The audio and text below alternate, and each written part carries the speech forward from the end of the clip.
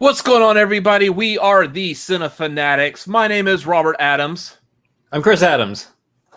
And down here below us is Miss Kelsey Kirkland from the Call to Action, award-winning Call to Action Schmodown Awards. You had it two last time. times. Yeah, I know. As long as I get the words in there. y'all are happy with that, right? And we are live right now. Okay, we are live. We've got it done right this time. We're doing our breakdown of the 5th episode of Loki, the penultimate, as Mr. Mark Ellis would call it. Second to last, I guess is what that means. And there was a lot of action in this one. So, before we get started with that, how are y'all doing? Doing good. It's been a great week. That episode was amazing. I've been super excited to talk about it. I'm less emotionally troubled this time than I was last time we were here. So that's always good. Yeah, I was wondering how was your ability to recover after this episode? Oh, I recovered well with this episode. Yeah. Chris, how was your ability to recover after this episode? Here's the thing. The problem with watching these episodes right before you go to sleep is now I'm lying in bed going, there was so much there. Yeah. God, this show is insane. This show is absolutely insane. I've been saying it like every week.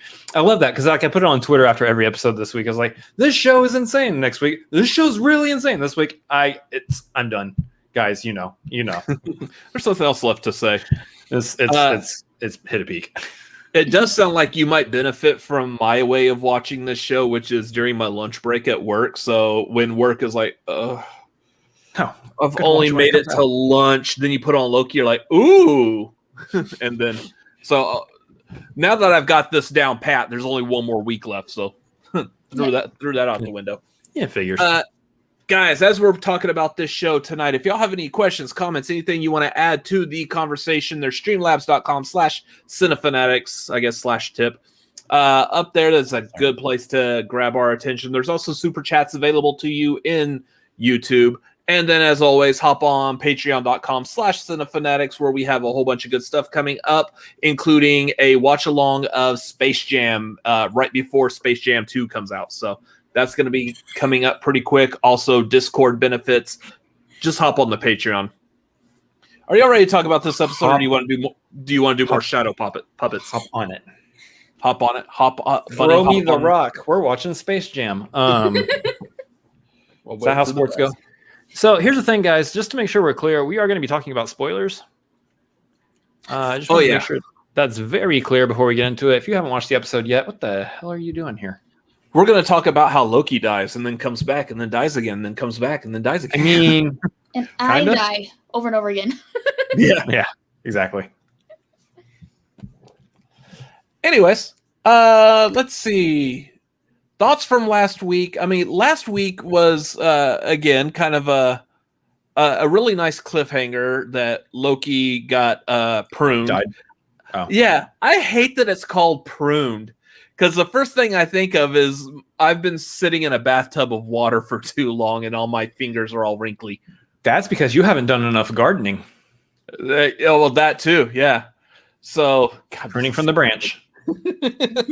But yeah, that was what I was thinking of when they first call it prune. I was like, why? Why can't you just say like phased out or something?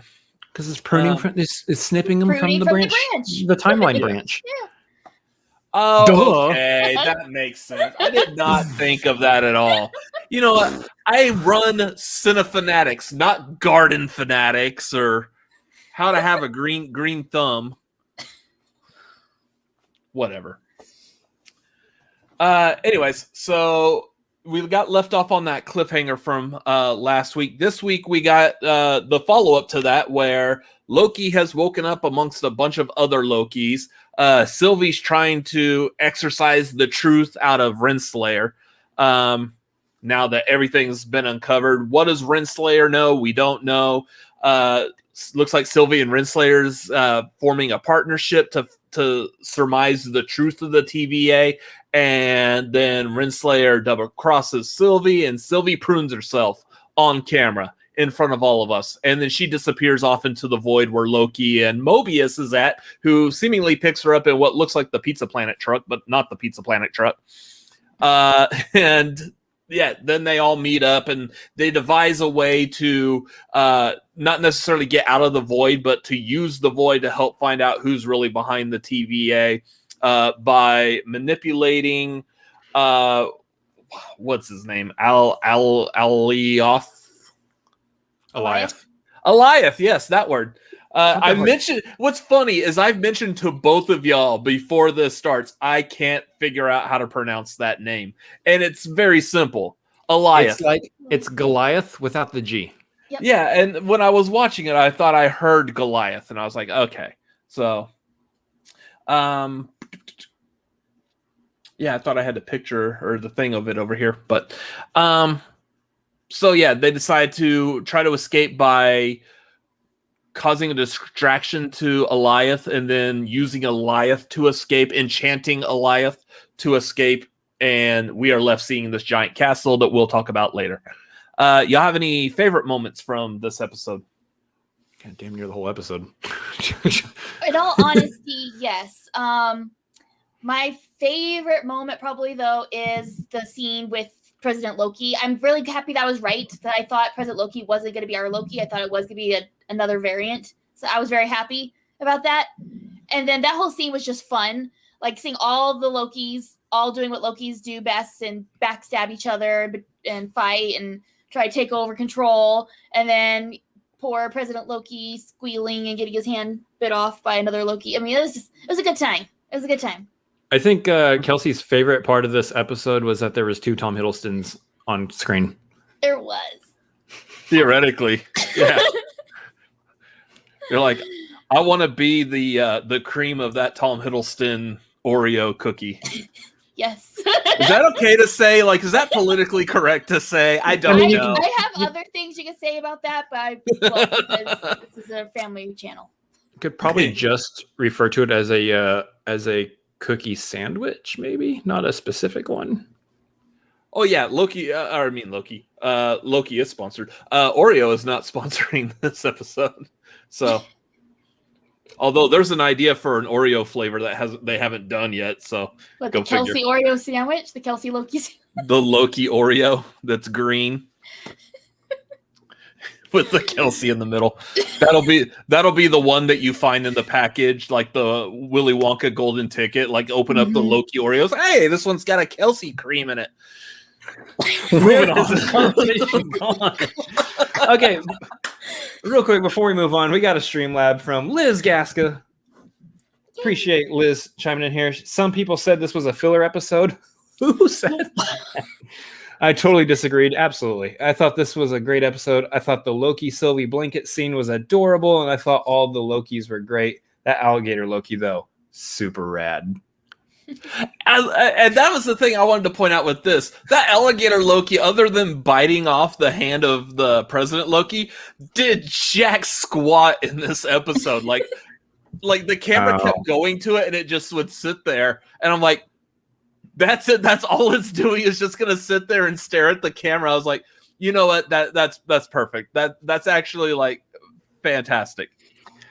You know, sometimes I agree with Ben and sometimes I don't.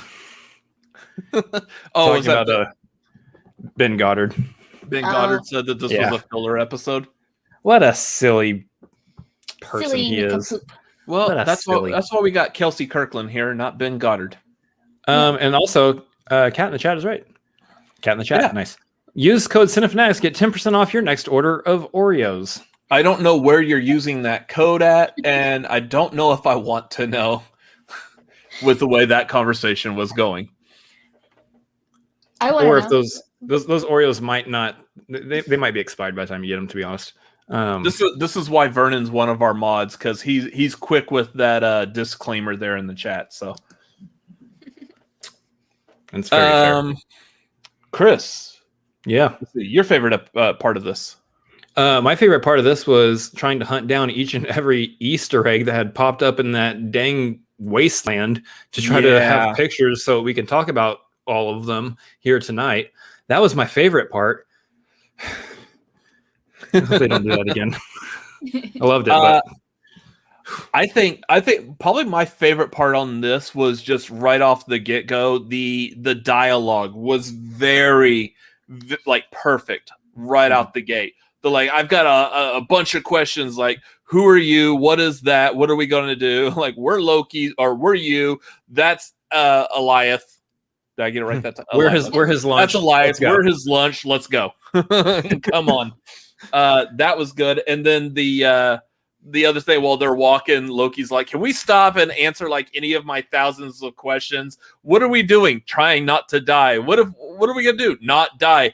Dying is not a plan. I was like, don't die isn't a plan. It's a general demand of living. Like, the dialogue in this is just so good. Like, it's perfect. And I like that just because with the confusion we were left off at the end of last episode, this was like just straight into what bonkers insanity this episode's going to be about. So dialogue was like right on. The writers for this show are so good at what they're doing. I will say the other favorite moment I have, and this is like, Kelsey, I don't know where you still stand on this subject, and I know we'll probably talk a little bit more about it still too, but I think I've turned around on the Loki Sylvie thing. I think I didn't want it to happen at first, but the way they're doing it, I'm like, I think I'm on board now. I think I'm on board with it. I still have feelings about that scene. I would say that was my second favorite scene, strictly because after he gives her half the blanket and she says thank you, he says, "It's my pleasure," and all the blood left my brain. Because it was he's so cute. Anyways, but how I interpret that scene, like, I watched it a couple times. I feel it's kind of like a she's not that into you thing. Like, he seems to be into her, and she seems she's still goal oriented. Like, he's given up. He's not glorious purpose Loki anymore. He's like, I am myself. I'm gonna move on my life. She's still in her own kind of way glorious purpose Loki, because she has this big goal to take down the TVA. So I don't think she has the space within her to be romantic at the moment. So that's what I interpret right now is it's kind of one side. I mean, I'm not saying she's not interested, but like, thanks, but I'm busy. She's like, first things first, let's take care of this, and then we can just hash that out later. Yeah. Yeah. Let's take care of the action at the moment, and then we'll take care of the action after the moment later. I don't know what that means. Please explain it to me in great detail. So, when you've got a Loki like this, there are certain things about a Loki, say like his staff that he likes to eat. Never mind. No. Whatever. I do like that moment with the two of them, only because, and again, going back to the testament of the writing of the show, that really was probably the first time I feel like I could believe Loki. Like, he was seemingly being very sincere in wanting to be her friend. That, like, even at that moment is when he actually verbally said, like, I'm not the Loki. I'm no longer the Loki that was invading New York in Avengers. I'm not trying to do this, that, and the other again. I've learned a better life. This was the first time I think you could actually trust him. Yeah. And I am expecting it to all go down the toilet at the end of the next episode. He's going to turn right back to being the same Loki that we know and love. But here's the thing. Would that surprise you? And how would you feel if he does that? If he turns his back on everybody? My interpretation, like, my prediction, honestly, is the opposite. I think Sylvie is going to betray Loki in his mind. He's, they're a team, they work together, and she's still, like I said, very task oriented with what she's going to do. So if she'll sacrifice Loki for her end goal, and I think that a situation where that almost comes up is going to happen, and he's going to feel betrayed because he's finally opened himself up to somebody, and she's still kind of not had that character development yet to not be that way, if that makes sense. So that's how I think. I think it's going to be the opposite. And I think at this point, like, that there's a very real possibility that could be true. And that would make me horribly sad, because I mean, we've spent so much time with Loki throughout the movies, and now throughout, 5 episodes of this show, that we're in a place with Loki where we want to see some, like, real change for him as a character, some real, like, turnaround character development. I mean, his whole thing is that he's spent his life not being able to trust people, and he's spent his life not being a trustworthy person and not opening up and not being vulnerable with anybody. And so now we're at a place where he's finally done that. We want to see him rewarded for it. And, you know, I think there's definitely two worlds that can happen here. Either they are going to do the happy ending for him, or they're going to do again, this is just stop it. This is just the who you are, Loki. I mean, you are supposed to be the one who loses, and that's why I think they're going to. That's why I do think they're going to give him the fairy tale ending, I should say, is because it's going to break away from that. You are meant to be the one who loses, especially with the TVA going down, the sacred timeline potentially being thrown out of whack and no longer being a thing. I think it's going to break out of this is who you're always supposed to be. You are now going to be somebody different. So. You just brought up something I hadn't even like put together, but now all of a sudden, because you verbalized it, makes sense. So the sacred timeline has to get thrown out of whack, otherwise we don't get the multiverse of madness. We are seeing how that multiverse of madness is beginning because the sacred timeline is completely. So I do like the idea of I guess like Kelsey was saying that like maybe Sylvie is the one that's gonna do a turn. Like we're all focused on Loki, and thinking like what I said, that Loki is like finally like being honest and truthful, and then Sylvie, who also is a Loki, is the one who ends up betraying him. I like this, what Rachel's saying here, or something happens to Sylvie and causes Loki to turn back. I somehow don't see Sylvie making it past the finale.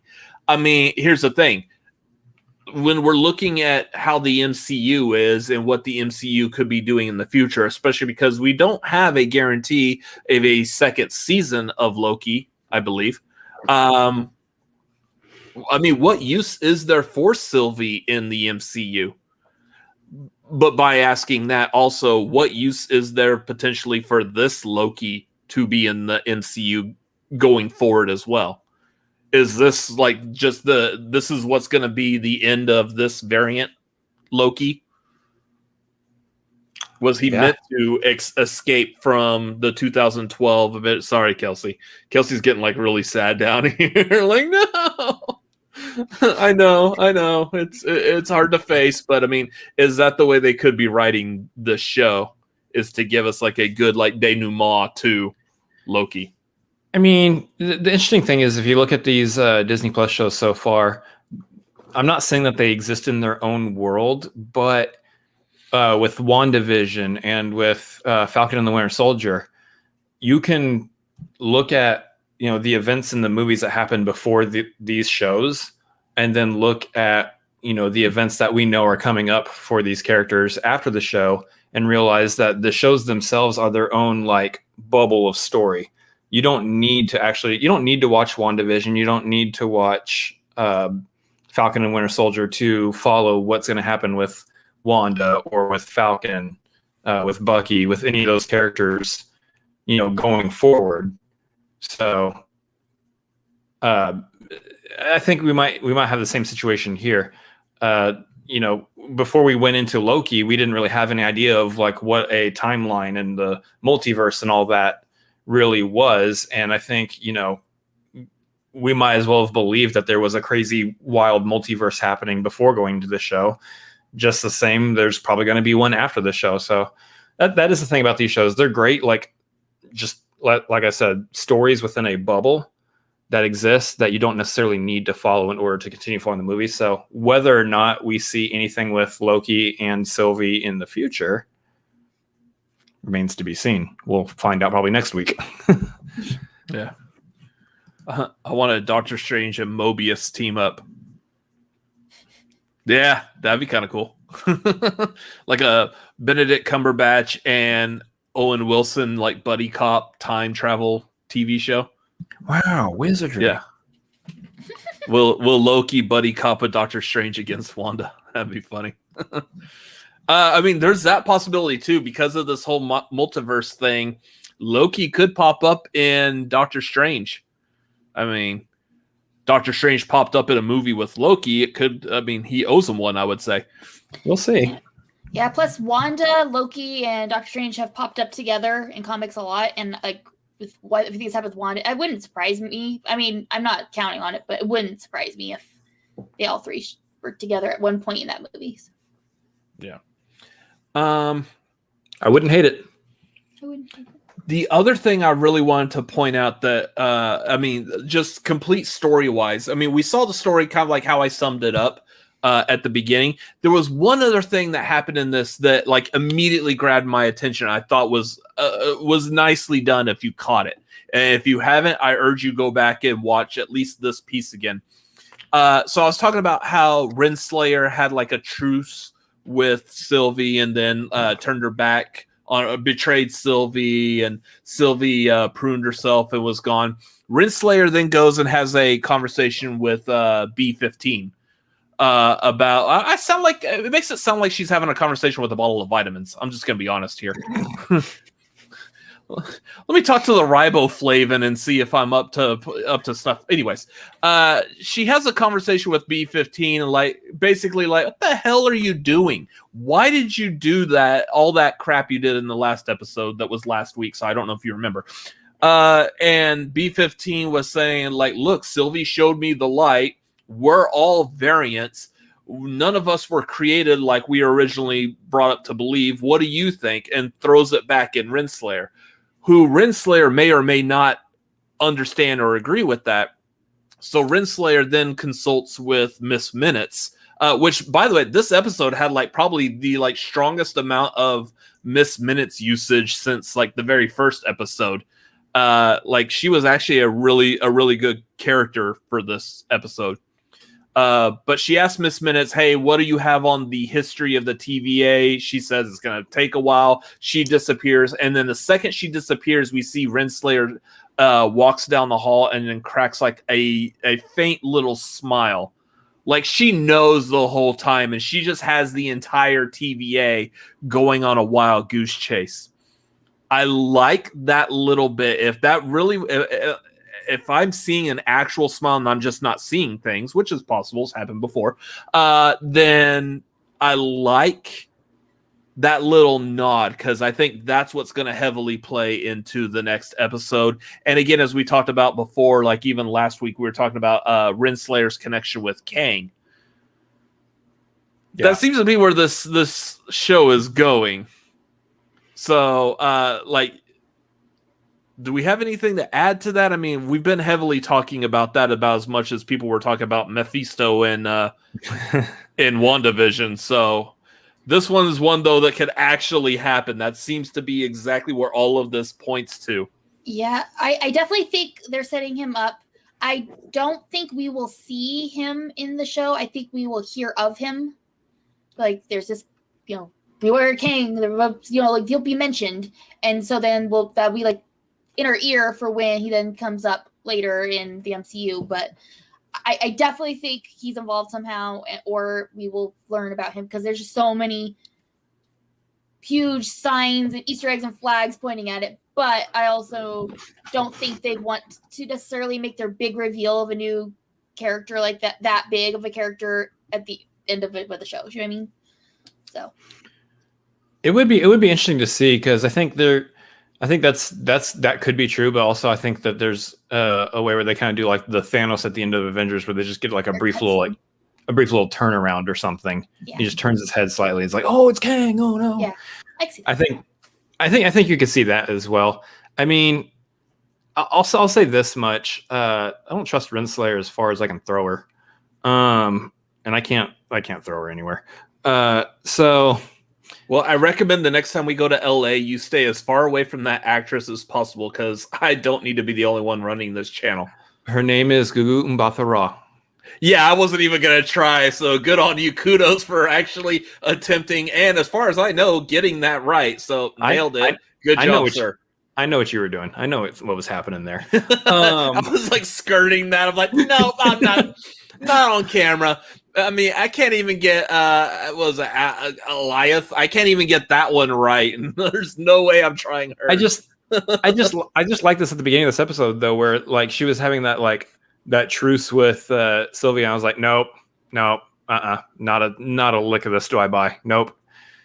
And it's like, she literally just pruned Loki. What the heck? No, she's not on your side. I do like that. Like, again, Sylvie is a Loki, and that Renslayer was the one that betrays her.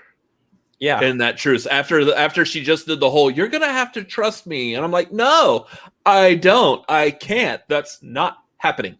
Nope.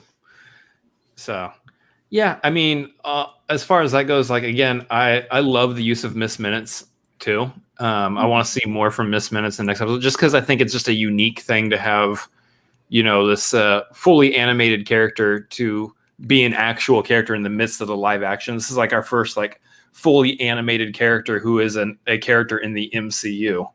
Obviously we have like animated stuff that kind of is a byproduct of the MCU. We're going to get that with like What If and all that, but just to have like in a live action universe, there is an animated character, and it's kind of cool. I also like that she's modeled after the same kind of like animation as like, say, Cuphead or like the old like Betty Boop cartoon type of animation. Like that. That's awesome. The little attention to detail on that, because essentially that kind of animation, that look, timeless. That joke, corny. Well, that's actually, honestly, I was kind of about to say that the whole TVA is like based off of like the 50s kind of timeless style that you see. So yeah, that makes sense.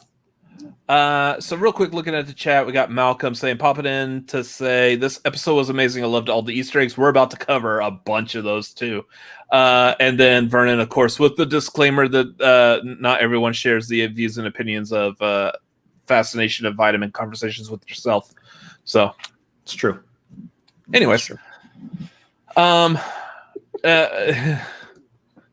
is the first time I actually liked a villain that was a giant cloud. Yeah. So that's the thing that this is Goliath. This is not Galactus. Or Parallax. Or Parallax. Yeah. I mean, yeah. That what's funny is I actually feel like that they gave Goliath here like a lot more personality than they ever gave to Parallax or Galactus previously. So good job on the MCU already nailing the cloud villains and their personalities. I have great hopes for the Fantastic Four now because of that. The perfect thing about that, though, is that Goliath in the comics is basically a giant cloud. So it was a one-to-one translation from comic book to the screen here, and they nailed it. Not like Galactus that actually is this giant humanoid alien being, and then they made him a cloud in the... Even Parallax. Well, Parallax typically is a spirit. Where's my nerd glasses? I'm not putting them on.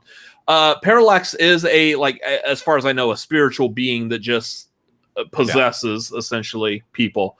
The movie made him a weird cloud thing with the face of a guardian. Anyways, but that's DC. We're talking about Marvel. I would say before we move on too far, we would definitely want to highlight the different Lokis that popped up in this show. I mean, for me, like one of my favorite ones is Richard E. Grant's classic Loki. My gosh.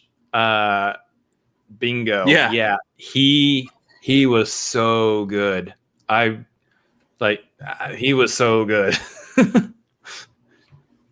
Yeah, again, seeing that old like classic costume, it just worked. Like for his character, it worked perfectly.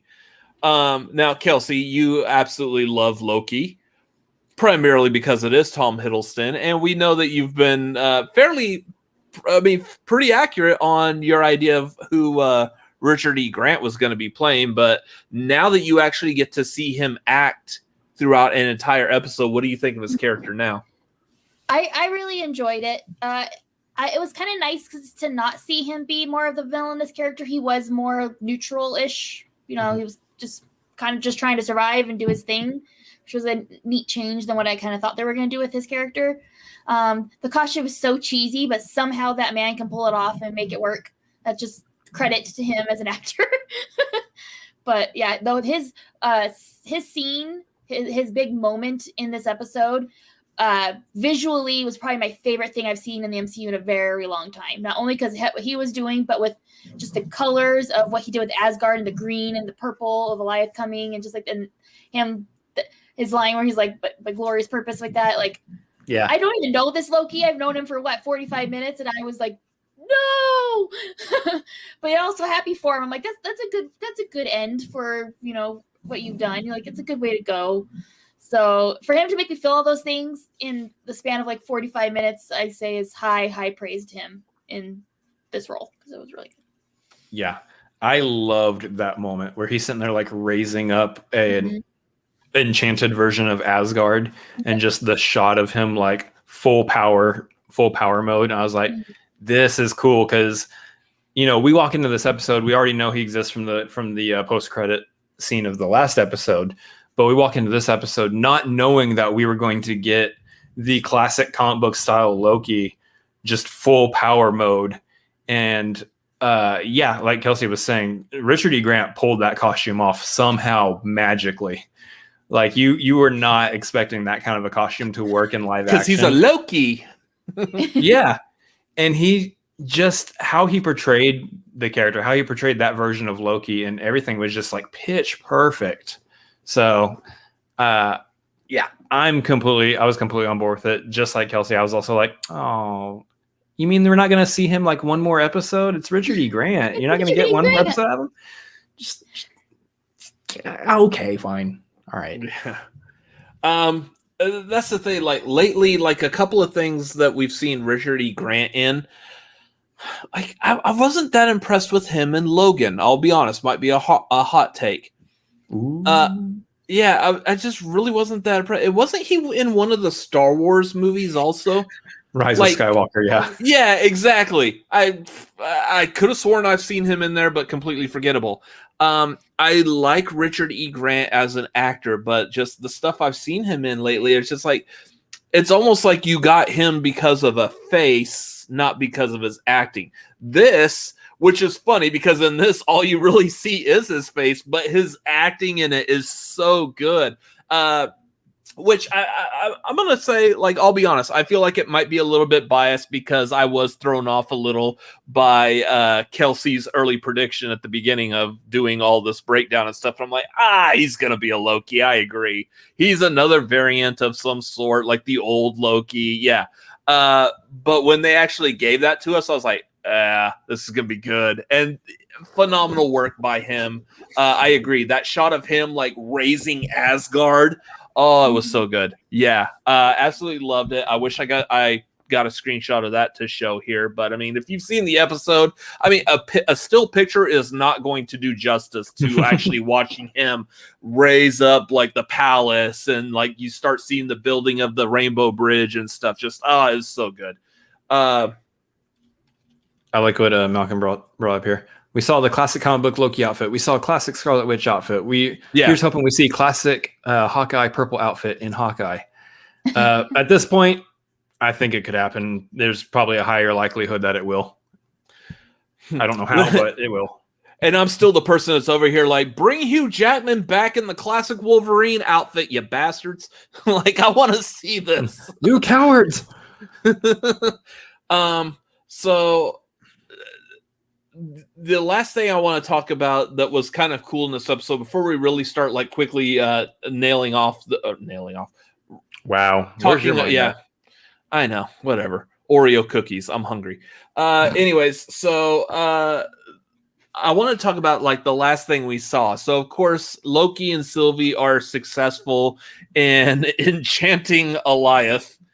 And by reasons that I have no idea because I'm not familiar with magic or whatever that was that they were doing at the end of this episode, they managed to split open Goliath, who I guess was a living portal to another time dimension that allows us to see this castle citadel thing.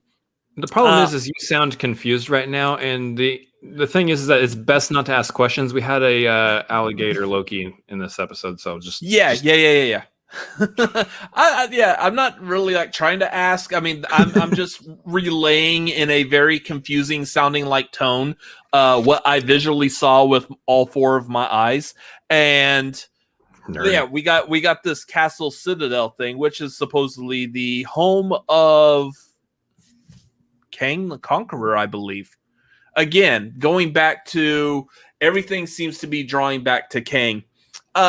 Back to what Kelsey said earlier, though, is say Thanos. Thanos is arguably the main villain of the MCU from like the first Iron Man all the way to Endgame. And now it's time to introduce another big bad. Thanos was introduced by a quick like glimpse of like the side of his face at the end of Avengers. You can't do that again. The MCU is just not going to flat out like, here's Kang. Take a look at him. There he is. Oh, cool. What I said earlier is unimportant then. The what? That's exactly what I said was going to happen, and you just crapped all over it. Yeah, no. I'm agreeing with that. Is that I think this is going to be a slow build up to showing Kang. And therefore, they're trying to do the thing. Like the only thing I feel like would have made this better is if, and maybe there was, and we just haven't been shown it yet, and no internet nerd has figured it out.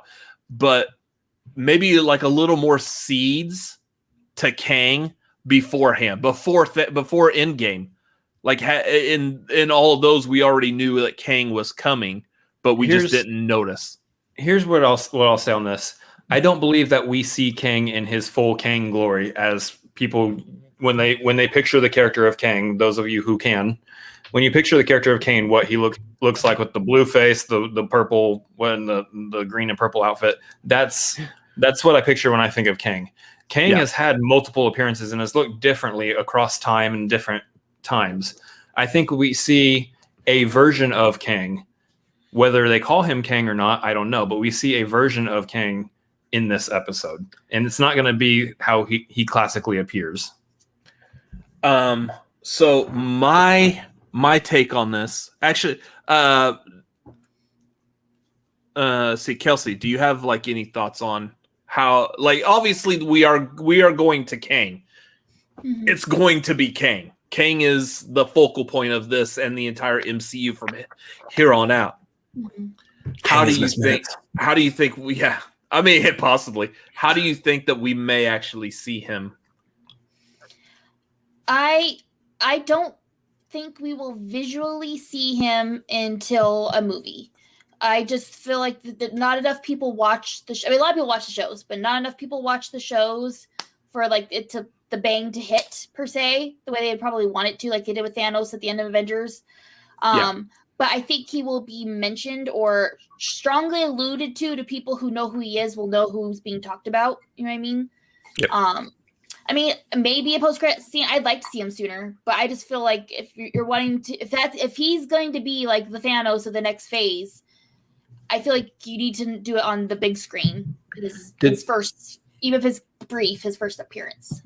Did they say he's the main villain of Quantumania, or did they say he's just going to be in Quantumania? They said he's going to be in it, but I don't think they've actually outright said he's the main villain. So, the one I want to draw attention to, and I wish I knew I was going to bring this up because this just came to my mind.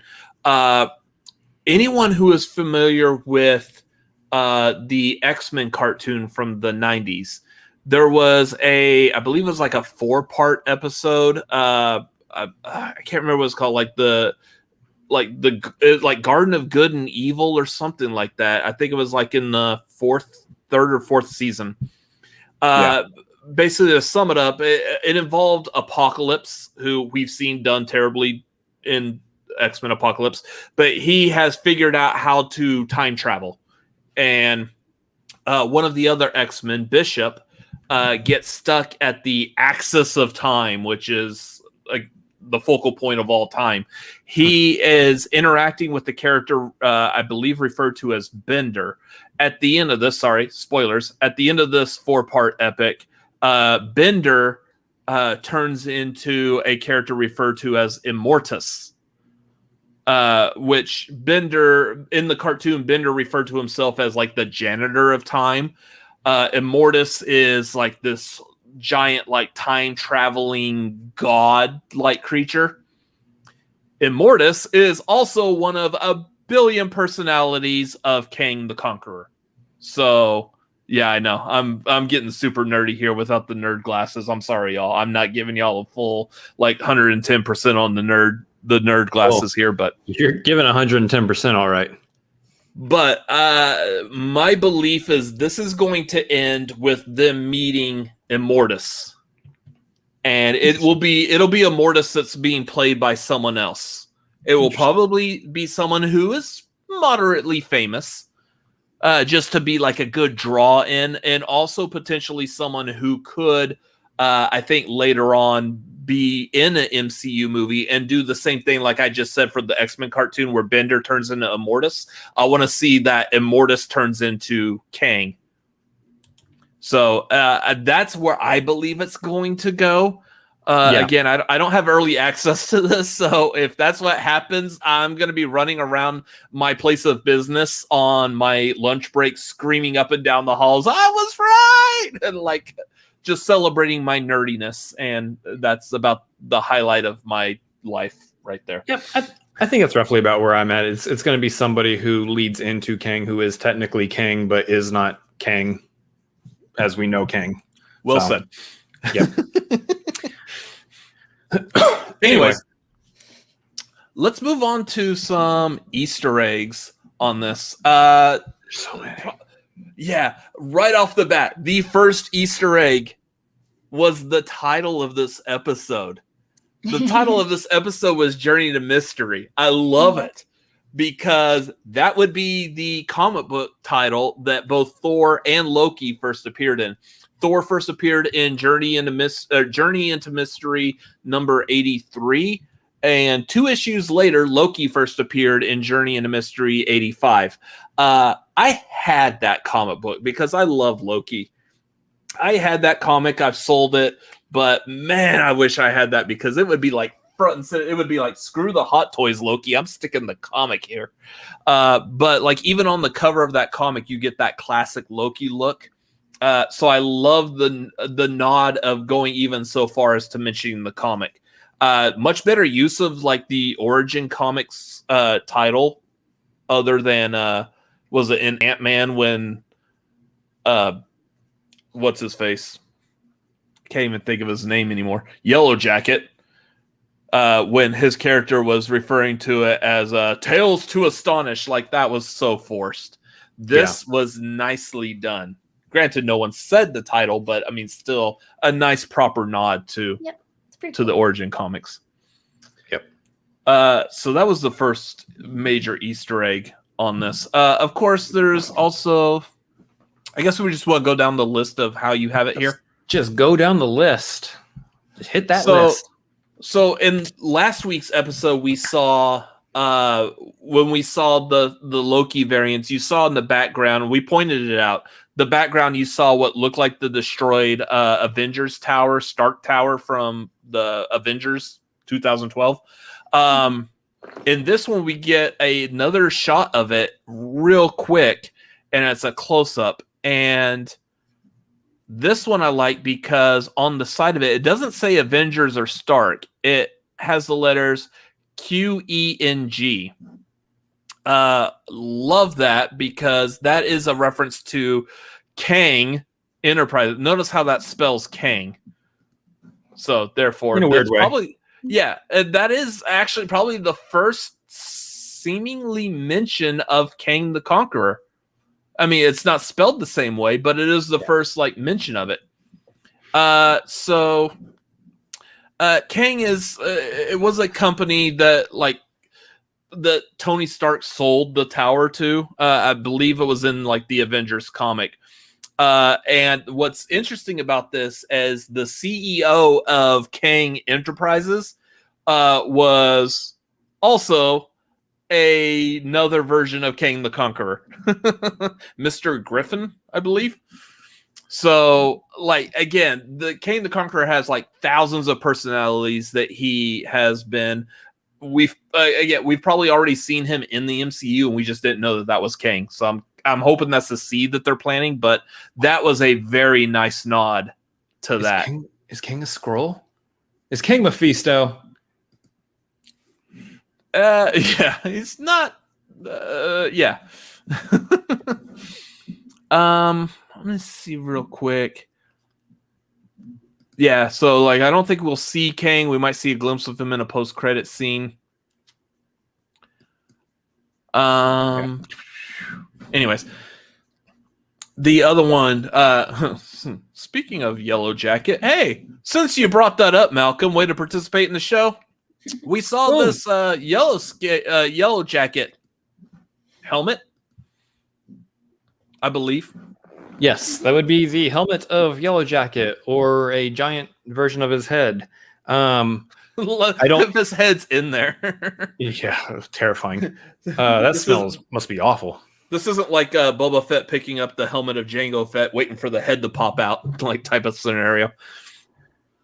No, this is a random Yellow Jacket head just sitting in the middle of the wasteland, and I have no idea why, but it was there, so I was like, bring it up. You know, it's a connection to something in the movies themselves. So I thought it was interesting. Like, I don't know why they included a Yellow Jacket head out here, but apparently Yellow Jacket's head at some point was a variant or was messing with the timeline. Who knows?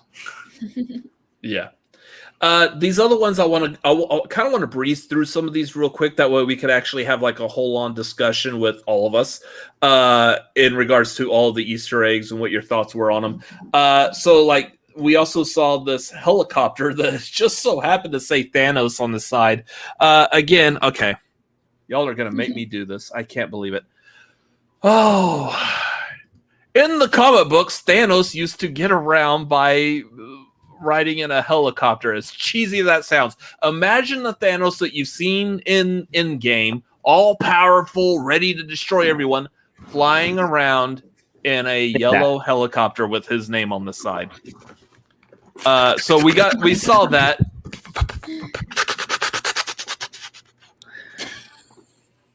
I had to bring it back to you just so our audience could actually find out exactly where that sound was coming from. I can't do a helicopter noise apparently.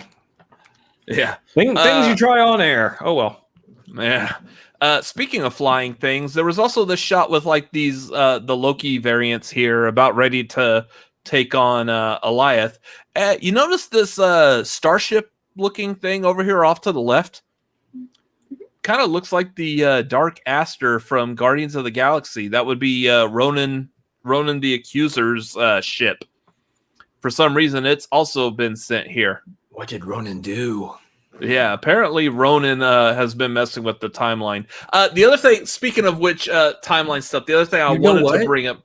Yeah, I bet you there's a timeline where Ronan actually had the dance battle with Star-Lord, and they went, nope, we gotta prune you. You're not supposed to be having a dance battle right now. You're done. You're out of this timeline. Anyways, probably, and I wish that was like a deleted scene on something. The other thing I was going to bring up real quick in regards to stuff like randomly popping up in the void. I didn't get a picture of this either, but when they first showed like where like the Loki variants that saved Loki lived, you saw like a collection of junk. There was a lot of stuff that was that we had seen used by the TVA there, including like lunch trays. What I'm willing to bet, I'm willing to bet because I also saw this posted on the internet. Someone was talking about this. Is that the TVA probably just pruned their garbage instead of actually getting up off their lazy asses to throw it away? They would just prune it, thinking it was going to just up and disappear, and it lands in the void, and the people in the void have decided, you know what, we're going to take this and use this. Could be. Very well could be. Hi, welcome to the show. Anyways, so that like they had like a whole bunch of like the TVA stuff that was sitting there, and thought that was pretty funny. Yep. There's a couple other big ones here that we can get to. Bring up the So if you guys don't know what this is, right now we're looking at what I assume is a statue head of a character called the Living Tribunal. Now, if that sounds familiar, we have heard mention of this character before in Doctor Strange, as they were training with like different weapons and whatnot. They talked about, I believe it was it the staff of the Living Tribunal is what they brought up in Doctor Strange. So for those who don't know who the Living Tribunal is, let's do a comparison between what we're seeing here and there you go. There's a good picture. It's like a 3. Is there another head on the other side? No, I believe it is just 3 heads. Yeah. So this is a cosmic being of great power, essentially. So yeah, this is super nerdy, y'all. all of this showing that this being still exists in the MCU somewhere, somehow. So you see there's like the 3 heads. One's completely covered, one is completely not covered, and one's halfway covered. So go back to this. You can see pretty much the one head completely covered, and the side of it there has the one that looks like it's probably not covered. But yeah, that's awesome. Like the mentioning of that. I mean, that the Living Tribunal is up there with like the Celestials, which we've had mention of by the floating head of Nowhere in Guardians of the Galaxy. It used to be a Celestial as well. Yeah. And then we've also had mention to these godlike creatures with Ego from Guardians of the Galaxy Volume 2. Used to be one of these big, super powerful creatures as well. Yep. Whoo, nerd out big time. There's so many Easter eggs in this thing. There's so many Easter eggs. I think, honestly, like we're not even like hitting them all. There's like there's one more, and then there's one that's kind of like historical based. If you want to talk about the historical based one, because you did more of the research on that than I did. But yeah, I'm actually even gonna have to bring up the article because I can't remember like the specifics, but I can try to run through it really quickly. So I don't have a picture for it. There's the ship that is dropped into the void for Goliath to kind of snack on. And that's where Loki is trying to plan his whole I'm gonna kill Goliath and all that. So that ship that was dropped in there, if you look on the side of the ship, it says 173 USS Eldridge, which I was like, okay, in historical fashion for these shows, I'm going to look up what's 173 USS Eldridge. Is that a reference to a comic book? Is that a reference to something else? It's a reference to a real life ship that exists that they made back in, a long time ago. So it was, I believe, like in the 40s, actually. They were doing an experiment around that time, and I'm just gonna like paraphrase a lot of what I read earlier. They were an experiment about that time with like cloaking and radar technology and whatnot for ships out in the sea. And one of these, like, I guess, fable tales was that in doing so, they accidentally transported this ship out of the sea somewhere else. And then when they were finally able to bring it back, all the men on this ship were just completely shocked and paralyzed and like overcome with fear over what they saw during their trip. Malcolm's right. Yes, this is the Philadelphia experiment is what it's called. So what happened here is that we have once again like Loki portraying what was his name? DB Cooper. DB Cooper. Like portraying that and kind of taking a real life historical event and kind of doing a little twist on it. This is the same kind of thing we have here, where this ship was supposedly supposed to teleport away, and what Marvel did was, it did. It teleported to the void. They never returned. That's cool.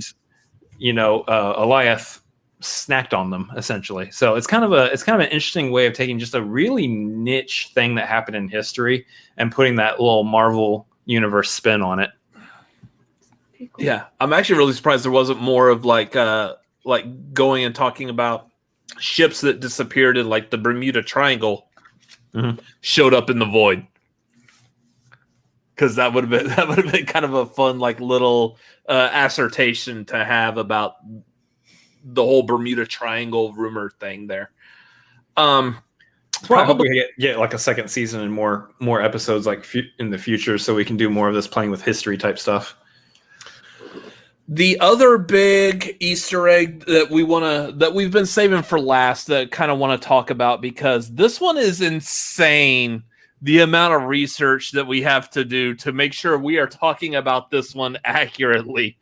and it's so stupid because it involves a frog dressed as Thor. So we got, if y'all can see it, we got this image real quick in passing. There was a shot. It was towards the beginning when Loki is being brought into the Loki's hideout. We see them. Yeah, we see them going down into this bunker. We see the camera passes Mjolnir and then passes by this like jar that has something moving in it. And if you didn't catch what that was, this is it. It is a frog Thor. If y'all are familiar with the comics, or if not, I'm about to tell you.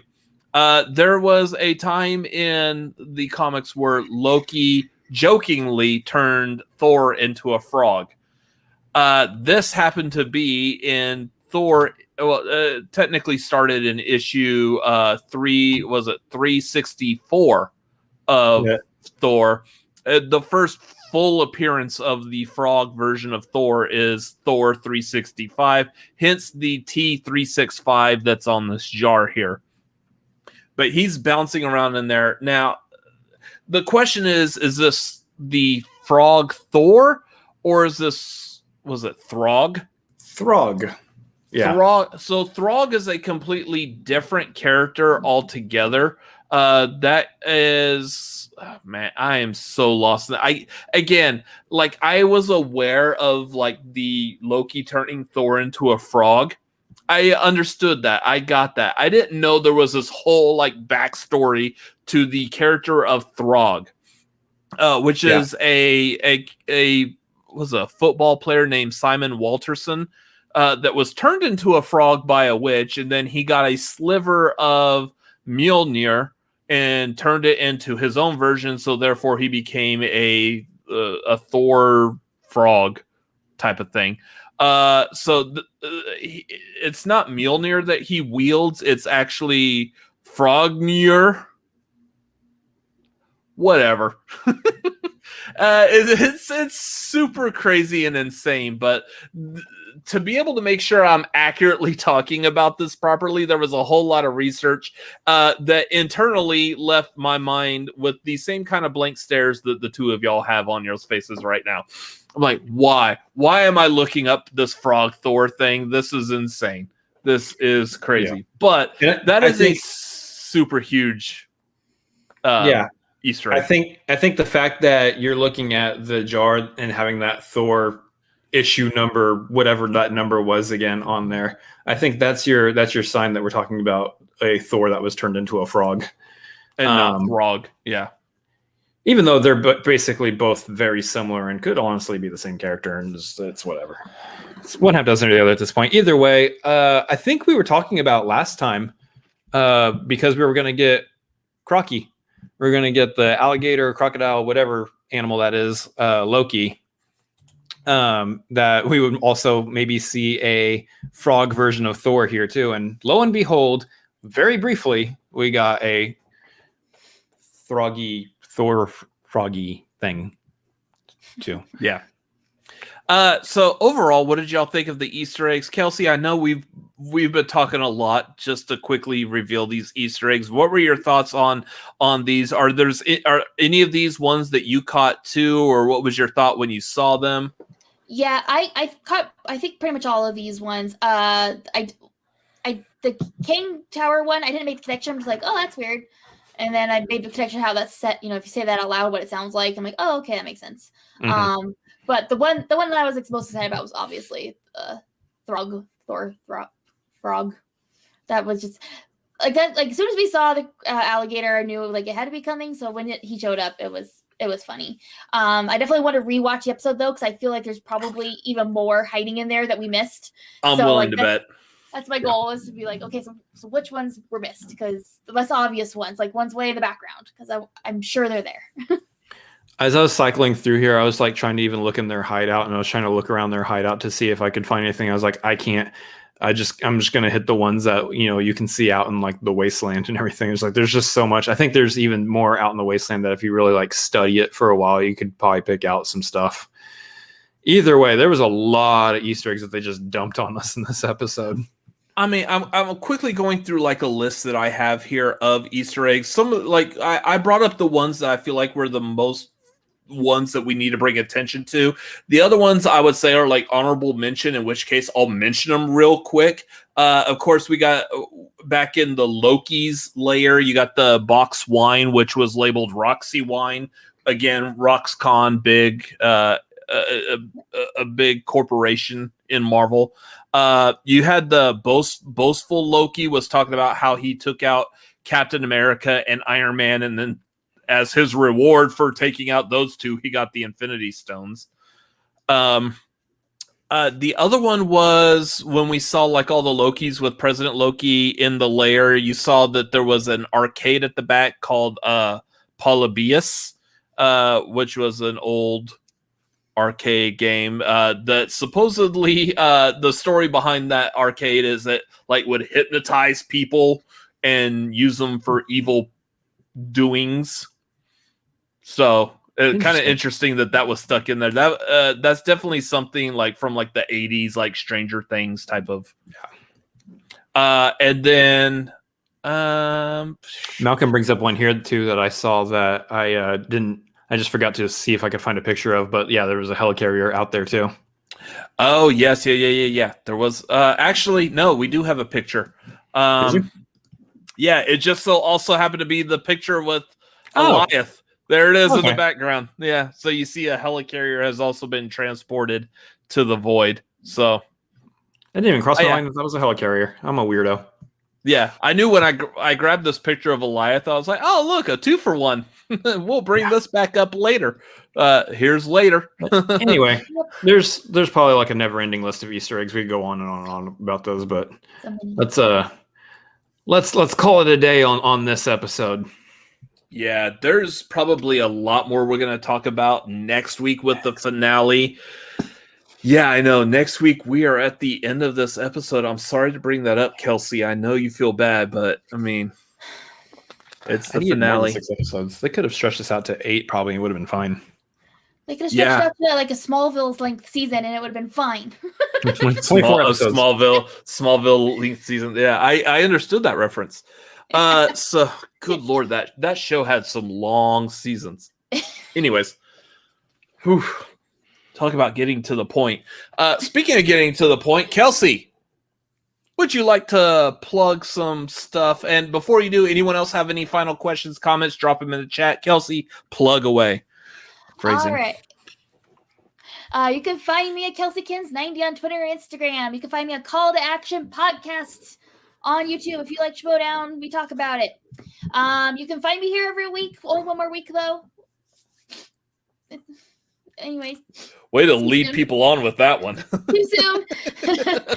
And then you can find me on a couple other Loki shows, scheduling. We'll see if I still am or not. But I've been having a lot of fun with this. It's been great. I'm happy for the finale and also sad for many reasons. So, yeah. See you guys next week. Yes. Yeah. As for us, Chris, do you want to do the ones listed on the notes for you to do? Yes. You can just throw it over to me and that's okay. That's right. The show is organized. Well, we try to be. So guys, like we mentioned at the top of the show, we've got a Patreon. You can jump on that if you want to help support us, and hopefully we can give you great content like Lola licking herself all the time still. No. Over on the Patreon, though, we're doing all sorts of things. Jump in at the $1 tier. You get access to the Discord where we're building a community over there that loves movies, loves talking about this wonderful nerdy stuff. That is just an easy $1 a month right there just to hang out with us and be a part of what we're doing in the Discord.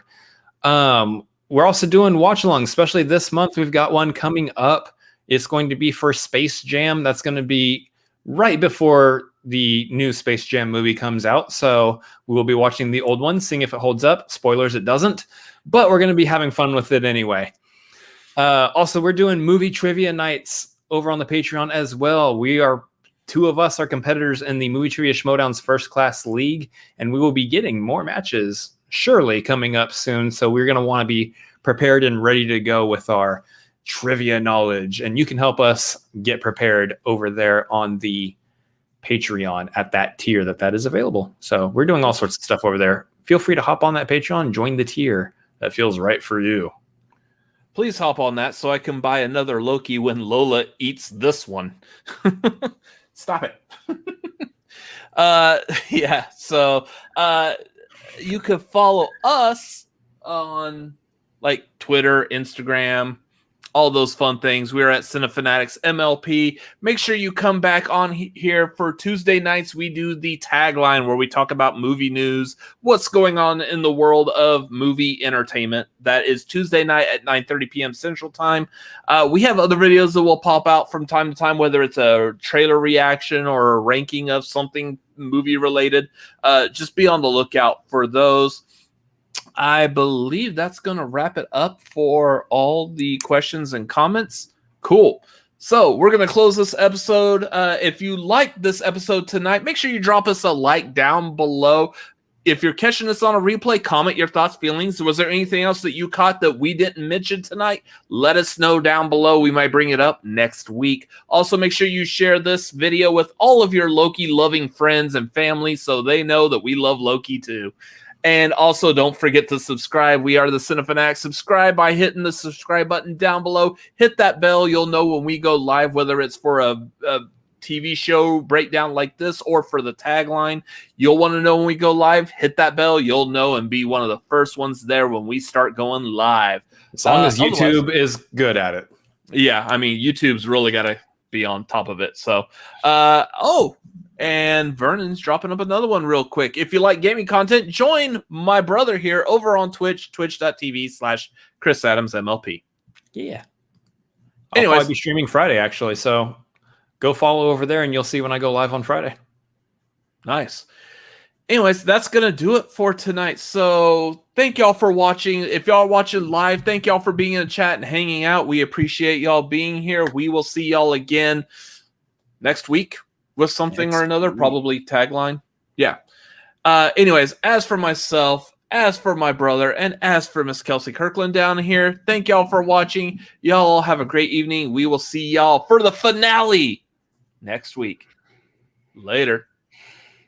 See ya. So sad.